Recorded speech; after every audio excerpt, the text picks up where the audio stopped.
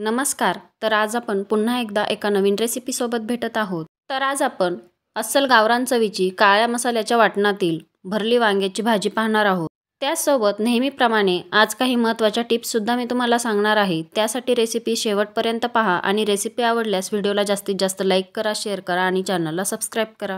चला तर मग जास्त वेळ न घालवता व्हिडिओला सुरुवात करूया. इथे मी काटेरी वांगी घेतलेली आहेत. वांगी अशी छोट्या आकाराची घ्यायची आणि त्यांना जास्त काटे असतील अशी पाहून घ्यायची, म्हणजे काटे असलेली वांगी चवीला खूप छान लागतात. आता वांग्याचे सर्व काटे काढून घ्यायचे, जेणेकरून खाताना काटे आपल्या जिभेला किंवा तोंडाला टोचणार नाहीत.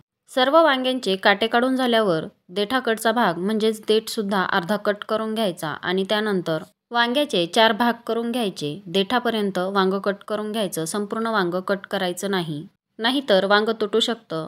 आणि वांगी कट केल्यानंतर लगेचच मिठाच्या पाण्यामध्ये टाकायचं. मिठाच्या पाण्यात टाकल्यामुळे वांगी काळी पडत नाही. अशाच प्रकारे सर्व वांगी कट करून घ्यायची आणि मिठाच्या पाण्यामध्ये टाकायची. आता इथे मी सर्व वांगी कट करून घेतलेली आहेत आणि मिठाच्या पाण्यामध्ये टाकलेली आहेत. वांगी पाण्यामध्ये ठेवून आपण मसाल्याची तयारी करून घेऊया. इथे मी 3 मध्यम आकाराचे कांदे फोडून गॅसवर भाजून घेतलेले आहेत. अर्धा इंच आलं तुकडे करून घ्यायचं. 7-8 लसणाच्या पाकळ्या, 2 चमचे फुटाण्याची डाळ आणि खोबऱ्याच्या वाटीचा अर्धा तुकडा घेतलेला आहे. आता तव्यावरती 2 चमचे तेल गरम करून घ्यायचं आहे आणि त्यावरती स्लाइस केलेलं खोबरं तळून घ्यायचं आहे. खोबरं खूप जास्त करपू द्यायचं नाही, सोनेरी रंगावरतीच तळून घ्यायचं आहे. त्यानंतर खोबरं काढून घ्यायचं आहे आणि त्याच तव्यावरती भाजलेला कांदा, आलं, लसूण आणि फुटाण्याची डाळ एकत्र भाजून घ्यायचे आहे. कारण आलं, लसूण आणि फुटाण्याची डाळ यांना भाजायला जास्त वेळ लागत नाही. त्याचबरोबर कांदा आपण गॅसवर भाजल्यामुळे त्याला सुद्धा जास्त भाजायला वेळ लागत नाही. त्यामुळे हे सर्व एकत्रच भाजून घ्यायचं. त्यानंतर मुठभर कोथिंबीर सुद्धा तेलावरती भाजून घ्यायची आणि आता इथे सर्व मसाला तयार आहे. हा सर्व मसाला थंड होऊ द्यायचा आहे आणि थंड झाल्यावरती मिक्सरच्या भांड्यामध्ये काढून घ्यायचा आहे. त्यानंतर न पाणी टाकताच असाच दळायचा आहे अगोदर.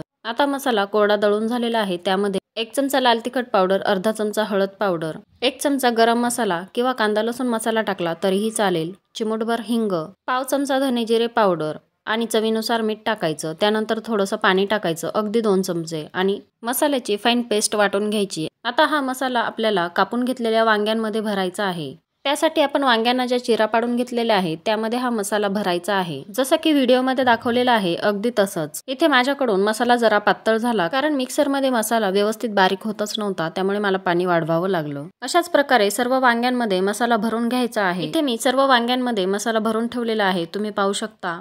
आता फोडणीची तयारी करूया. फोडणीसाठी कढईमध्ये 2 चमचे तेल घेतलेलं आहे. त्यामध्ये अर्धा चमचा जिरे टाकलेले आहेत आणि आता एक एक करून सर्व वांगी कढईमध्ये टाकायचे आहे आणि मीडियम गॅसवरती वांगी व्यवस्थित परतवून घ्यायची आहे. कमीत कमी 5 मिनिटं तरी वांग्यांचा रंग बदलेपर्यंत वांगी छान परतवून घ्यायची आहे. तुम्ही पाहू शकता वांग्यांचा रंग बदललेला आहे. आता वांगी थोडीशी बाजूला करून त्याच तेलामध्ये राहिलेला मसाला व्यवस्थित परतवून घ्यायचा आहे. मसाला आणि वांगी तेल सुटेपर्यंत छान परतवून घ्यायचा आहे.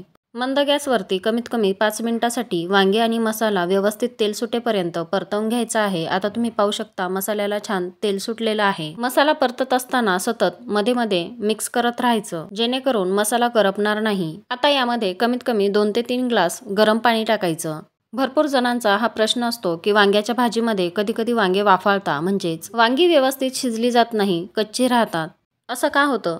कधी कधी आपण घाईघाईमध्ये वांग्याच्या भाजीमध्ये गरम पाणी टाकण्याऐवजी थंड पाणी टाकतो, त्यामुळे वांग्याची कुकिंग प्रोसेस बंद होते आणि वांगे वाफाळतात. त्यामुळे वांग्याची भाजी कधीही करताना त्यामध्ये गरम पाणीच टाकायचं. आता पाणी टाकून झाल्यावर पुन्हा एकदा व्यवस्थित मिक्स करायचं आणि अर्ध झाकण ठेवायचं. अर्ध झाकण नाही ठेवायचं, म्हणजे कढईच्या अर्ध्या बाजूला झाकण ठेवायचं नाही, म्हणजे तिथून वाफ जाण्यासाठी जागा राहील आणि भाजी उतू जाणार नाही. 15 ते 20 मिनिटं भाजी छान शिजवून घ्यायची मंद ते मीडियम गॅसवरती. मध्ये मध्ये 10 ते 15 मिनिटांनी मिक्स करून द्यायचं, म्हणजे बघायचं की भाजीला रस्सा कमी झालाय की नाही किंवा भाजी अटली तर नाही ना. आणि आता 20 मिनिटांनंतर तुम्ही पाहू शकता भाजी किती छान शिजलेली आहे. रंग सुद्धा किती छान आलेला आहे आणि भाजीचा रस्सा सुद्धा अगदी व्यवस्थित मिळून आलेला आहे.